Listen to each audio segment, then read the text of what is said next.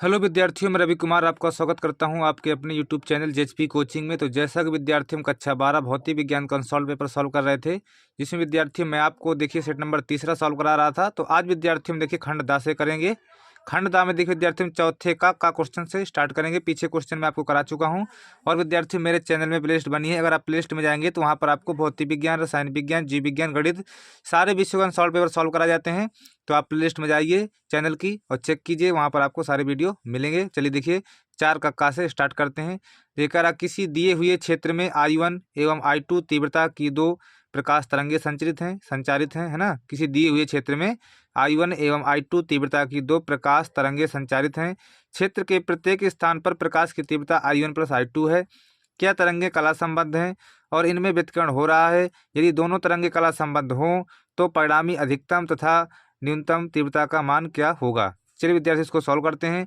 और देखिए विद्यार्थियों, अगर आपको पीडीएफ बाय करना हो तो पीडीएफ बाय करने के लिए आपको 8400581711 पर व्हाट्सअप करेंगे तो आपको जो है 2 वर्ष का पीडीएफ मिल जाएगा, जिसे आपको 2024 के 7 सेट और आपके 2023 के 7 सेट आपको मिल जाएंगे। इसलिए आपको अगर पीडीएफ चाहिए बस आपको लिखना नहीं पड़ेगा, लिखे लिखाए मिलेंगे हल सहित।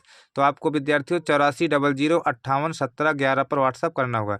चलिए चार का क्वेश्चन को हम सॉल्व कर लेते हैं। चलिए तो देखिए विद्यार्थियों खंडदा में चार का क्वेश्चन का नाम को देखिए। क्वेश्चन कह रहा है किसी दिए हुए क्षेत्र में I1 एवं I2 तीव्रता की दो प्रकाश तरंगे संचारित हैं। क्षेत्र के प्रत्येक स्थान पर प्रकाश तीव्रता I1 प्लस I2 है। क्या तरंगे कला संबद्ध हैं और इनमें व्यतिकरण हो रहा है? ये दोनों तरंगे कला संबद्ध हो तो परिणामी अधिकतम तथा न्यूनतम तीव्रता का मान क्या होगा? देखिए विद्यार्थी मैं आपको बता दूं, ये तरंगे कला संबद्ध नहीं है, ठीक है ना। क्यों नहीं है? ये तरंगे कला संबद्ध इसलिए नहीं है क्योंकि ये कह रहा है प्रत्येक स्थान पर प्रकाश की तीव्रता I1 प्लस I2 है। प्रत्येक स्थान प्रकाश की जो तीव्रता है प्रत्येक स्थान पर इतनी नहीं होती है, ठीक है ना। इसलिए तरंगे कला संबद्ध नहीं है। कह रहा है कि इनमें व्यतिकरण हो रहा नहीं, इनमें व्यतिकरण भी नहीं हो रहा है क्योंकि प्रत्येक स्थान पर तीव्रता इतनी होती ही नहीं है। तो व्यतिकरण और कला संबंध तरंग कैसे हो सकती हैं, ठीक है ना। ना तो देखिए तरंगे कला संबंध है, ना इनमें व्यतिकरण हो रहा है, ठीक है। और कह रहा है यदि दोनों तरंगे कला संबंध हो तो परिणामी अधिकतम तथा न्यूनतम तीव्रता का मान क्या होगा? ये ठीक है। देखिए अब यहाँ से कह रहा है अगर जो है मान लो दोनों तरंगे कला संबंध होती तो जो है इनकी परिणामी अधिकतम तीव्रता परिणामी न्यूनतम तीव्रता कितनी होती? तो देखिए विद्यार्थियों, यदि दोनों तरंगे कला संबंध होती तो इनकी परिणामी अधिकतम तीव्रता जिसको आई मैक्स बोलते हैं वो होती है I1 प्लस I2, है ना। और देखिए न्यूनतम जो परिणामी तीव्रता है जिसको आई मिन बोलते हैं, मिनिमम जिसको, वो होती है I1 माइनस I2, ठीक है ना। ये देखिए हमारा क्वेश्चन विद्यार्थी हो चुका है। क्वेश्चन में हमसे पूछ रहा था, ठीक है ना, तो हमने लिख दिया, बता भी दिया, ठीक है। इसके बाद देखिए चार का हो गया, अब चार का खा करते चलिए। तो देखिए विद्यार्थी चार का खा करेंगे। देखिए कह रहा है रदरफोर्ड के अल्फा किरण प्रकीर्णन प्रयोग के निष्कर्षों का उल्लेख कीजिए, है ना। कह रहा है रदरफोर्ड के अल्फा कण प्रकीर्णन प्रयोग के निष्कर्षों का उल्लेख कीजिए। तो चलिए देखिए इसको मैं कॉपी में लिखा हूँ, आपको दिखा देता हूँ। इसके बाद देखिए 100 इलेक्ट्रॉन वोल्ट गतिज ऊर्जा का अल्फा कण किसी नाभिक जिसका परमाणु क्रमांक 70 द्वारा प्रकीर्णित होता है। तो कण जो कह रहा है कण नाभिक के कितने निकट पहुंच सकता है, ठीक है ना। R0 का मान निकालना है। तो चलिए देखिए पहले इसको मैं कॉपी में आपको दिखाया था, जो लिखा हूँ। इसके बाद इस सवाल मैं आपको सॉल्व कराता हूँ। चलिए तो देखिए विद्यार्थियों निष्कर्ष कह रहा था रदरफोर्ड के अल्फा कण प्रकीर्णन प्रयोग के निष्कर्ष कह रहा था, लिखिए ना। तो निष्कर्ष देखिए हम लिखेंगे नंबर 1, परमाणु का अधिकतम भाग खोखला है ना। परमाणु का अधिकतम भाग खोखला है। और नंबर दूसरा लिख देंगे कि धनावेश एक अत्यंत सूक्ष्म भाग पर केंद्रित है जिसे नाभिक कहते हैं। और तीसरे नंबर में लिख देंगे कि इलेक्ट्रॉन नाभिक के चारों ओर सभी संभव वृत्ताकार पथों में चक्कर लगाता है, ठीक है ना। ये हमारे देखिए निष्कर्ष हो गए रदरफोर्ड के अल्फा कण प्रकीर्णन के प्रयोग के। इसके बाद विद्यार्थियों निष्कर्ष हो गए। अब सवाल देखिए, जो सवाल दिया था उस सवाल में आपको कराता हूँ। चलिए तो देखिए विद्यार्थियों चार का कौन सा क्वेश्चन है? खा नंबर, है ना। चार का खा नंबर क्वेश्चन है। देखिए तो कह रहा देखिए कि 100 वही सवाल है। देखिए अभी इसका निष्कर्ष लिखे हैं हम। तो कह रहा था 100 इलेक्ट्रॉन वोल्ट गतिज ऊर्जा, है ना। तो के का मान कितना? देखिए के का मान दिया था 100 इलेक्ट्रॉन वोल्ट। के का मान था 100 इलेक्ट्रॉन वोल्ट। तो 100 गुणे इलेक्ट्रॉन हटाते हैं, इलेक्ट्रॉन रख दिए 1.6 गुणे 10 के पावर माइनस 19 का गुणा करा देंगे, है ना। तो यहाँ देखिए वोल्ट में आ जाएगा, सॉरी जूल में। किस में आएगा विद्यार्थियों? जूल में, सॉरी देखिए जूल में आएगा, है ना। वोल्ट गलती से निकाले, जूल में आएगा, ठीक है ना। किसमें? जूल में। तो देखिए तो के बराबर हमारे पास आ जाएगा, गुणा करा लेते देखिए। जब गुणा कराएंगे इसमें देखिए तो 160 हो जाएगा, ठीक है ना। गुणे 10 के पावर माइनस 19 जूल ये हो जाएगा, है ना, जूल। और जैसे पॉइंट अगर यहाँ लगाना चाहें देखिए, जब यहाँ पे देखिए विद्यार्थी अगर पॉइंट लगाएंगे यहाँ पर, है ना, इधर देखिए इधर पॉइंट लगाएंगे तो देखिए विद्यार्थी 100 का भाग देंगे, 100 गुणा करा देंगे, ठीक है ना। देखिए जब मैं यहाँ पे देखिए 100 का गुणा कराऊंगा, देखिए 100 का जब भाग दूंगा ना, देखिए 1 2 100 में 2 जीरो होते हैं। देखिए जब 100 का भाग दूंगा तो पॉइंट तो यहाँ तो खसा आएगा ना, यहाँ खसा आएगा। देखिए पॉइंट 100 का भाग दूंगा और देखिए जब 100 का गुणा कराऊंगा मैं 100 गुणा कराऊंगा यहाँ से, देखिए 2 जीरो प्लस हो जाएंगे तो घट जाएगा, देखिए माइनस का 70 जूल बचेगा, ठीक नहीं ये बचेगा हमारे पास, है ना, के बराबर। ठीक है, इसके बाद देखिए क्या दिया था, कह रहा था अल्फा कण किसी नाभिक परमाणु क्रमांक 70, परमाणु का 70, जेड बराबर 70 दिया, ठीक है, परमाणु क्रमांक कितना विद्यार्थी 70 दिया, जेड बराबर कितना देखिए 70 है।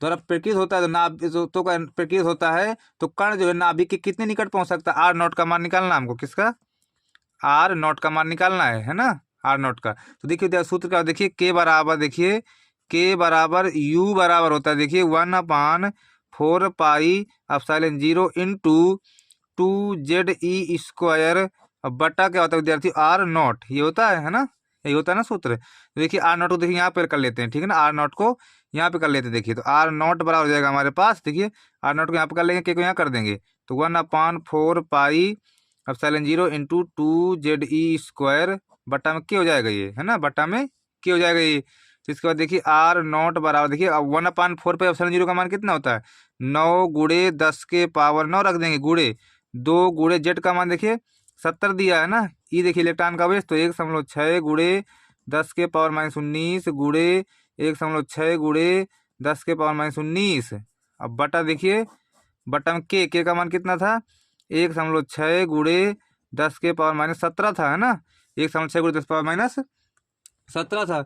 अब देखिए जैसे काट पीट के उत्तर निकाल लेते हैं, तो देखिए 1.6 से काट दे, 1.6 से कट जाएगा ना, कट जाएगा, देखिए इसके बाद इसको काट दे, देखिए आप -2 बचेंगे, -2 बचेंगे ये। तो देखिए आर नॉट बराबर आएगा हमारे पास, देखिए 70 गुणे 140, 140 हो जाएगा, 140 गुणे कितना 9, 140 गुणे 9 गुणे देखिए 1.6 अभी ये, है ना, गुणे 10 के पावर कितना बचे, देखिए 19 2 21, नहीं देखिए प्लस वाला है ना, ये प्लस वाला है तो घट जाएगा, यहाँ 10 2 12 बचेंगे ना, 10 2 12, है ना, माइनस के 12 बचे ये, है ना, -12। अब इसके बाद देखिए पूरा गुणा करा लेते हैं, तो देखिए आर नॉट बराबर आएगा हमारे पास, देखिए गुणा कराएंगे जब, देखिए तो 16 नहीं 144, देखिए 140 गुणे 16 नहीं 144, 144, आप एक अंक बाद पॉइंट लग जाएगा ना, गुणे 10 के पावर -12, इन दोनों गुणा करा लेते हैं, है ना, देखिए यहाँ पे कर लेते गुणा, तो देखिए 144 गुणे 140 बाद में पॉइंट लगा देंगे एक अंक बाद, तो 0 0 0 गुणे और 4 चौको 16 और 4 16 17 और 4 का 9 4 1 5 गुणे 1 करेंगे, देखिए 4 4 1, तो आएगा हमारे पास 0 6 7 4 11 5 4 9 10 1 1 2, तो एक अंक बाद पॉइंट लगेगा ना, यहाँ पे पॉइंट लगा था ना यहाँ पे ये, तो 20 16 है ना, कितना विद्यार्थी हो 20 16, तो आर नॉट बराबर देखिए आया 20 16 गुणे 10 के पावर -12, यह है ना। इसके बाद देखिए तो आर नॉट बराबर, अब देखिए अगर पॉइंट में यहाँ लगाना पड़ेगा, देखिए पॉइंट अगर मैं यहाँ लगाऊंगा, इधर मान लगा रहा हूँ मैं अगर, तो 100 का भाग दूंगा और 100 गुणा करूँगा, 100 जब 100 का भाग दूंगा देखिए तो पॉइंट तो इधर आ जाएगा ना, और जब 100 गुणा करूँगा देखिए तो वहाँ पे घट जाएंगे, देखिए तो -10 बचेंगे, ठीक है ना। तो हमारे पास हो जाएगा देखिए आर नॉट बराबर 20 एंगस्ट्राम, कितना जाएगा देखिए आर नॉट बराबर 20 एंगस्ट्राम हो जाएगा ये, ठीक है ना, ये देखिए हमारा आंसर आ जाएगा, ठीक है, आपके समझ में आया होगा। इसके बाद चलिए देखिए अगला क्वेश्चन सॉल्व कर लेते हैं, चलिए। तो अगला क्वेश्चन देखिए तो ग नंबर करेंगे, देखिए ग नंबर कह रहा है स्थिर विद्युतकी में गाउस का प्रमेय लिखिए, किसी अनंत आवेशित प्लेट चालक के निकट विद्युत क्षेत्र की तीव्रता ज्ञात कीजिए। देखिए विद्यार्थियों क्वेश्चन मैं आपको करा चुका हूँ और यही बता देता हूँ क्वेश्चन कहाँ करा हूँ। देखिए ये क्वेश्चन देखिए जब अनसॉल्व पेपर खोलेंगे तो जो मॉडल पेपर दिया रहता है ना सॉल्व पेपर पहले, वहीं पे करा चुका हूँ। मॉडल पेपर में ये हो चुका है, क्षय का अथवा खंडिया में जो है, जब आप खंडिया में जाएंगे मॉडल पेपर में तो क्षय का अथवा देखना, तो वो क्वेश्चन ही हो चुका है, ठीक है, दोबारा नहीं करा जाएगा, ठीक है। घ नंबर देखिए, घ नंबर में कह रहा है कि विद्युत चुंबकीय तरंगों की प्रकृति क्या होती है। कह रहा विद्युत चुंबकीय तरंगों की प्रकृति क्या होती है, एक विद्युत चुंबकीय तरंग के ध्रुवण की दिशा एक्स अक्ष, देखिए एक्स सदिश के समांतर है, मतलब एक्स अक्ष के समांतर है, तो कह रहा तरंग संचरण की दिशा क्या होगी, है ना, तरंग संचरण की दिशा क्या होगी। फिर कह रहा विद्युत चुंबकीय तरंग के विद्युत क्षेत्र का आयाम 120 न्यूटन प्रति कूलम तथा आवृत्ति 50 मिलीहर्ट्ज है, तो विद्युत क्षेत्र ई सदिश का समीकरण ज्ञात कीजिए, ठीक है ना। चलिए देखिए इसको हम सॉल्व कर लेते हैं, क नंबर को, चलिए। तो देखिए विद्यार्थियों विद्युत चुंबकीय तरंग की प्रकृति क्या होती है, तो प्रकृति पहले मैं आपको देखिए लिख लाया हूँ, आप दिखा देता हूँ। और इसके बाद कह रहा है एक विद्युत चुंबकीय तरंग के ध्रुवों की दिशा एक्स अक्ष के समांतर है, तरंग संचरण की दिशा क्या होगी, ठीक है ना, ये आपको मैं दिखा देता हूँ। इसके बाद जो सवाल दिया था सवाल में आपको सॉल्व कराता हूँ, ठीक है। तो देखिए विद्युत चुंबकीय तरंगों की ढाई डालेंगे, विद्युत चुंबकीय तरंगों की प्रकृति, तो लिखेंगे कि विद्युत चुंबकीय तरंगों की प्रकृति अनुप्रस्थ होती है। अब विद्युत चुम्बकीय तरंगों में विद्युत क्षेत्र ई सदिश एवं चुम्बकीय क्षेत्र बी सदिश एक दूसरे के लंबवत तथा संचरण की दिशा में होते हैं, अतः तरंग संचरण की दिशा जेड अक्ष की दिशा में होगी। ठीक है ना, तो ये हमारा हो चुका। इसका विद्यार्थी सवाल था, देखिए मैं सवाल आपको सॉल्व कराता हूँ। चलिए, तो वो देखिए विद्यार्थी सवाल दिया, देखिए सवाल भी कर लेते। देखिए सवाल में कह रहा था कि तरंग संचरण दिशा क्या होगी, तो बता दिया गया था विद्युत चुम्बकीय तरंग की विद्युत क्षेत्र का आयाम। देखिए विद्युत क्षेत्र का आयाम देखिए, ई नोट का मान दिया। देखिए ई नोट सदिश का मान कितना था विद्यार्थी, इसमें 120 न्यूटन प्रति कूलम, 120 न्यूटन प्रति कूलम दिया था ये, है ना। तथा आवृत्ति 50 मेगा हर्ट्ज, आवृत्ति एफ का मान देखिए 50 मेगा हर्ट्ज दिया था ना। तो देखिए मेगा हटा देंगे, देखिए तो 50 गुणे 10⁻6 हर्ट्ज हो जाएगा ये। ठीक है ना, ये जाए देखिए 50 गुणे 10⁻6 हर्ट्ज हो जाएगा। इसी को देखिए हम लिख सकते हैं, देखिए 5 गुणे 10⁻7 भी लिख सकते हैं ना, हर्ट्ज में इस प्रकार लिख सकते हैं।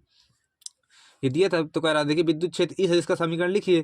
ठीक है ना, तो देखिए विद्युत क्षेत्र ई सदिश समीकरण देखिए क्या होता है, देखिए ई बराबर देखिए होता है ई नॉट साइन के एक्स माइनस ओमेगा टी होता है। ठीक है ना, तो यहाँ पे देखिए पहले ओमेगा निकाल लेते। देखिए चूंकि देखिए ओमेगा बराबर क्या होता है, देखिए 2 पाई एफ होता है ना। देखिए 2 गुणे पाई का मान 3.14 गुणे एफ का मान कितना, देखिए 5 गुणे 10⁻7 है ना। देखिए हमारे पास ओमेगा आएगा, देखिए 5 10 गुणे इसमें करेंगे 31, इसमें करेंगे देखिए तो 31 हम लोग कितना जाएगा, 4 हो जाएगा ये ना, गुणे 10⁻7 हो जाएगा ये। अब देखिए ओमेगा बराबर आ जाएगा, पॉइंट को दे लेंगे देखिए, तो 3.14 गुणे 10�8 हो जाएगा। ठीक है ना, कितना हो जाएगा ना, 8 रेडियन प्रति सेकेंड। ठीक है ना, रेडियन प्रति सेकेंड हो जाएगा हमारे पास। ठीक है, ओमेगा का मान हो जाएगा ये हमारे पास, देखिए ओमेगा मान होगा, ओमेगा बराबर 3.14 गुणे 10⁸ रेडियन प्रति सेकेंड। इसके बाद देखिए विद्यार्थियों हमारे पास देखिए अब क्या चाहिए, देखिए हमारे पास देखिए ओमेगा में निकल आया ना। अब देखिए हमको के का मान भी निकालना पड़ेगा ना, के का मान भी हमको चाहिए। तो के बराबर देखिए विद्यार्थी होता है 2 पाई/लैम्डा, के बराबर 2 पाई/लैम्डा, तो लैम्डा चाहिए हमको, है ना। तो देखिए हम जानते देखिए चूंकि देखिए एफ बराबर क्या होता है, देखिए सी लैम्डा होता है, यहाँ लैम्डा निकाल लेंगे, है ना। यहाँ लैम्डा, तो लैम्डा बराबर कितना जाएगा, देखिए C/F हो जाएगा लैम्डा बराबर है। और सी देखिए क्या प्रकार से चाल है, 3 गुणे 10⁸ हो जाएगी ये, है ना, बटा एफ अभी देखिए एफ आवृत्ति कितनी दिए थे, 5 गुणे 10⁻7 दिया। देखिए तो 5 गुणे 10⁻7 हो जाएगी, है ना। इसको काट लेते इस प्रकार, देखिए तो कितना जाएगा, देखिए 1 10 बचेगा ना, तो 30/5, तो 5×6 = 30। तो लैम्डा कितना है, देखिए लैम्डा जाएगा 6 मीटर आ जाएगा। ठीक है ना, ये तरंग आ गई। अब देखिए अब के का मान निकालेंगे यहाँ से। देखिए के बराबर क्या 2 पाई/लैम्डा, देखिए के बराबर होता है 2 पाई/लैम्डा, है ना। के बराबर क्या होता है, देखिए 2 पाई/लैम्डा। तो देखिए 2 गुणे पाई का मान 3.14, ठीक है ना, और लैम्डा कितना हमारे पास 6 है ना। देखिए 2 3 6 और 3 का भाग देंगे इसमें, देखिए तो के कितना मिलेगा हमको, देखिए के मिलेगा हमारे पास 1.04 मिलेगा ना। अब ये मान रख लेते हैं उसमें, ठीक है ना। तो देखिए जब मान रखेंगे, देखिए ई सदिश, देखिए लिखेंगे ई सदिश बराबर, देखिए ई सदिश कितना, ई 0 था ना, ई 0 का मान कितना दिया, देखिए 120 दिया था ना, 120 दिया था ई 0 का मान। फिर देखिए हमारे पास साइन आएगा, ठीक है ना, साइन, फिर देखिए के एक्स था, तो के का मान कितना निकाले हैं, 1.04, ठीक है ना, और एक्स फिर माइनस ओमेगा टी, ओमेगा का मान कितना, देखिए 3.14 गुणे 10⁸ यहाँ पर टी हो जाएगा। ठीक है ना, देखिए ये हमारा आंसर आ जाएगा। ठीक है, देखिए विद्यार्थी ये हमारा आंसर हो जाएगा। तो आपके समझ में आया होगा इसका विद्यार्थियों। अगला क्वेश्चन सॉल्व करते हैं, चलिए अगला क्वेश्चन कर लेते हैं।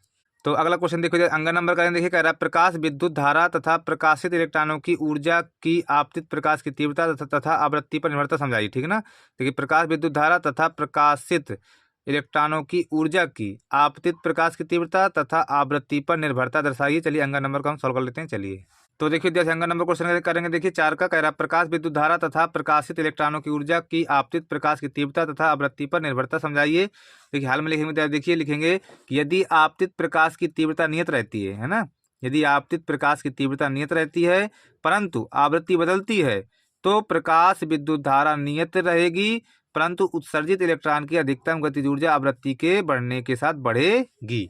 ठीक है, इसके बाद देखिए यदि प्रकाश की आवृत्ति नियत रहती है, यदि प्रकाश की आवृत्ति नियत रहती है परंतु तीव्रता बदलती है तो उत्सर्जित इलेक्ट्रॉन की अधिकतम गतिज ऊर्जा नियत रहेगी, परंतु प्रकाश की तीव्रता के बढ़ने के साथ साथ प्रकाश विद्युत धारा भी उसी अनुपात में बढ़ेगी। तो देखिए विद्यार्थियों दोनों का एकदम के सरल भाषा में लिखा है, उल्टा लिखा है अपोजिट। ठीक है ना, तो आप इसको तैयार कर सकते हैं। ठीक है, तो विद्यार्थी हमारा क्वेश्चन हो गया 4 का अंगा। इसके बाद चलिए अगला क्वेश्चन देख लेते हैं। चलिए तो अगला क्वेश्चन देखिए विद्यार्थियों 5 का करेंगे, है ना, 5 का नंबर करेंगे। देखिए कह रहा चालक के प्रतिरोध पर ताप के प्रभाव की गुणात्मक व्याख्या कीजिए। चालक के प्रतिरोध पर ताप के प्रभाव की गुणात्मक व्याख्या कीजिए। फिर कह रहा है दिए गए परिपथ में धारा का मान ज्ञात कीजिए। परिपथ दिया है, इसमें धारा का मान ज्ञात करना है। फिर कह रहा है परिपथ में धारा का अधिकतम मान क्या होगा, ठीक है ना, उसको भी हमको बताना है। चलिए इसको हम सॉल्व कर लेते हैं। चलिए तो देखिए विद्यार्थियों 5 का क्वेश्चन देखिए, कह रहा है चालक के प्रतिरोध पर ताप के प्रभाव की गुणात्मक व्याख्या कीजिए। कह रहा है ये दिए गए परिपथ में धारा का मान ज्ञात कीजिए। फिर कह रहा है परिपथ में धारा का अधिकतम मान क्या होगा। देखिए हमारे पास परिपथ भी दिया है, ठीक है ना, इस प्रकार आप बना लेंगे, ठीक है, जो इसी प्रकार जो अनुसार में बना भी है। देखिए हाल में लिखेंगे हम, देखिए हाल में लिख देंगे, हेड डाल देंगे हेडिंग कि चालक के प्रतिरोध पर ताप के प्रभाव की गुणात्मक व्याख्या। और देखिए विद्यार्थी सूत्र होता है RT बराबर R0 कोष्टक 1 प्लस अल्फा टी, ठीक है ना। तो देखिए विद्यार्थी अगर ताप बढ़ेगा तो प्रतिरोध बढ़ेगा, ठीक है ना। देखिए क्योंकि देखिए प्रतिरोध है, ये टेम्परेचर है, और दोनों देखिए जो है अनुकूलपाती हैं, मतलब समानुपाती हैं। तो अगर ये बढ़ेगा तो ये बढ़ेगा, ये घटेगा तो ये घटेगा, ठीक है ना। जो चीज़ इसमें होगा वही चीज़ इसमें भी होगा। देखिए तो देखिए ताप बढ़ेगा तो प्रतिरोध भी बढ़ेगा, और ताप घटेगा तो प्रतिरोध भी घटेगा, ठीक है ना।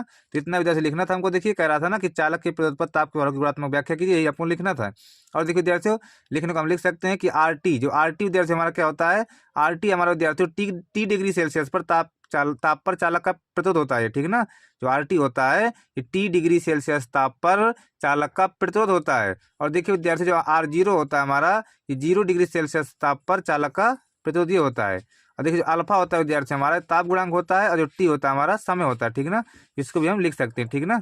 तो देखिए विद्यार्थी इस प्रकार लिख सकते हैं हम। देखिए RT क्या है, T डिग्री सेल्सियस ताप पर चालक का प्रतिरोध है। R0 क्या है, देखिए 0 डिग्री सेल्सियस ताप पर चालक का प्रतिरोध है। अल्फा क्या है, ताप गुणांक है, और टी क्या समय है, ठीक है ना। इसके बाद देखिए विद्यार्थियों इसमें सवाल में जो दिया था, कह रहा धारा का मान क्या होगा, और कह रहा था परिपथ धारा का अधिकतम मान क्या होगा, ठीक है, दोनों चीज पूछ रहा था। तो देखिए हमारा चित्र रहेगा, इसी चीज से हमको करना है, ठीक है ना।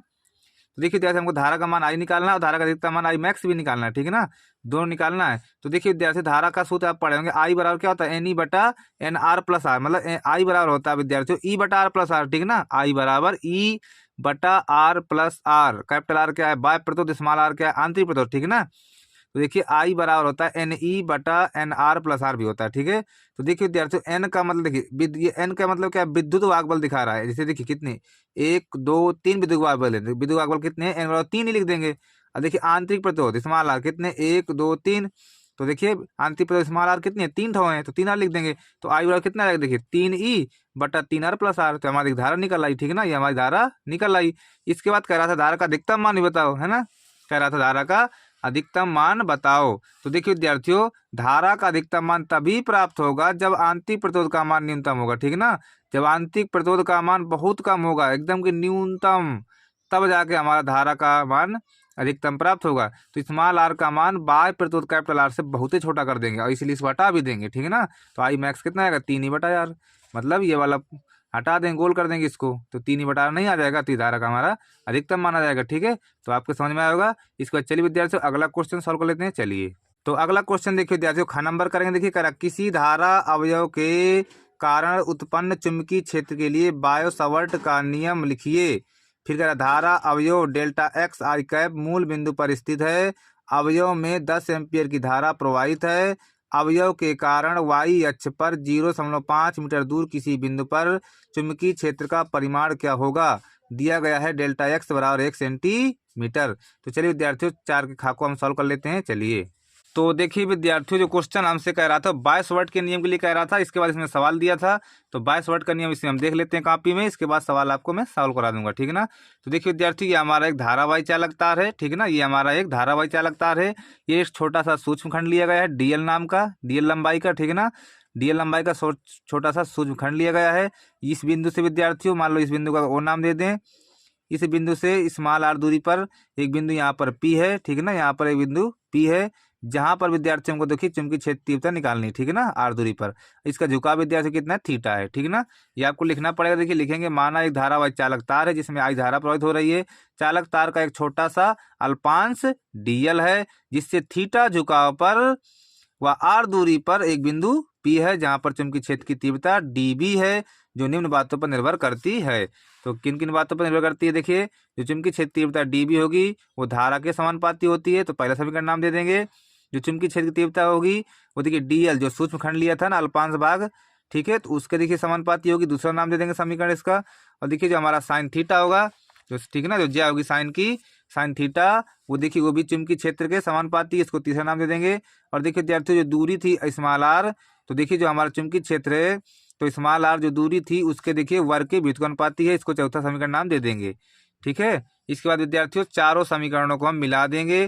देखिए जब चारों समीकरणों को मिलाएंगे तो डी बी समानुपाती आइडियल साइन थीटा बटा आर स्क्वायर। इसके बाद देखिए विद्यार्थियों जब ये समानुपाती चिन्ह हटेगा तो यहाँ पर के आ जाएगा, तो डी बी बराबर के आइडियल साइन थीटा बटा आर स्क्वायर।